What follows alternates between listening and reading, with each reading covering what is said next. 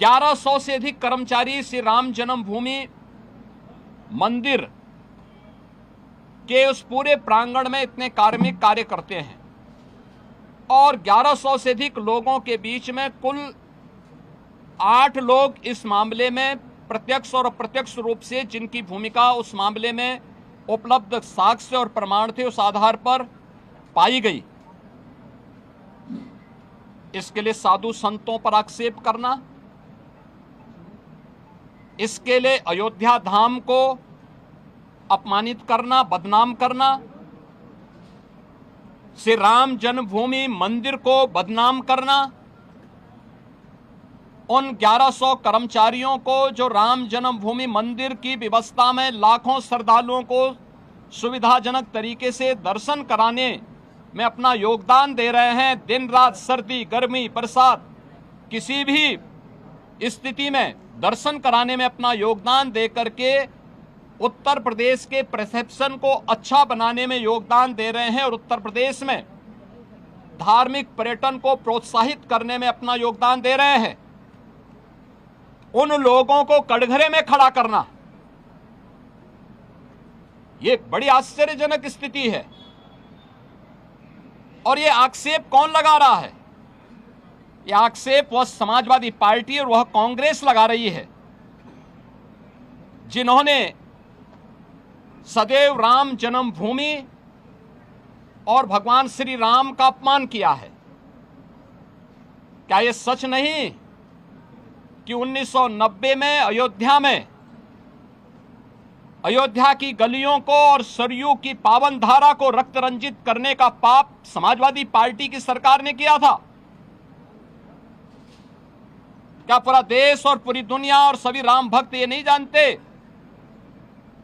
कि इनका ये अक्षम्य पाप जिन्होंने राम भक्तों पर गोलियां चला करके किया था? 5-6 में राम सेतु प्रकरण के मुद्दे पर माननीय उच्चतम न्यायालय में अपना एफिडेविट दाखिल किया था और प्रभु श्री राम और प्रभु श्री कृष्ण के अस्तित्व पर ही प्रश्न खड़ा करके उन्हें मिथक घोषित किया था। वह कांग्रेस और यूपीए से जुड़े हुए दल किस मुंह से अयोध्या में आस्था की आज चर्चा करते हैं? अयोध्या के जिस चढ़ावा चोरी से जुड़े हुए प्रकरण की बात आई थी, सरकार ने गंभीरता से लिया था, क्योंकि आस्था का विषय अयोध्या है। कोटि कोटि सनातनियों की आस्था का मुद्दा था और सरकार ने उस समय भी स्पष्ट कर दिया था कि यद्यपि सरकार सीधे किसी ट्रस्ट में हाथ नहीं डालती, क्योंकि वह ट्रस्ट उत्तर प्रदेश सरकार ने गठित नहीं किया, माननीय उच्चतम न्यायालय के आदेश से वह ट्रस्ट गठित है।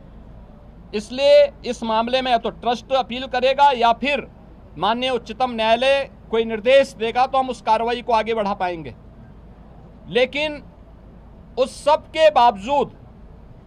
इनके द्वारा राम भक्तों को अपमानित करना, भारत की सनातन आस्था पर प्रहार करना, संसद के अंदर समाजवादी पार्टी और कांग्रेस के सांसदों और नेताओं का जो आचरण रहा है, संतों के प्रति जिस प्रकार के आक्षेप वहां किए गए, इस सीधे सीधे सनातन धर्म का अपमान है। भारत के सनातन मूल्यों, आदर्शों और दुनिया के अंदर जो उसके प्रति एक अच्छी भावना बनी थी, उस भावना पर एक प्रकार का प्रहार इन दोनों के द्वारा किया जा रहा है, जिनका आचरण सदैव से सनातन विरोधी रहा है।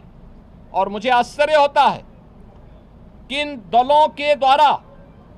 जब भाजपा से लड़ने में विफल हैं, मैंने पहले भी कहा,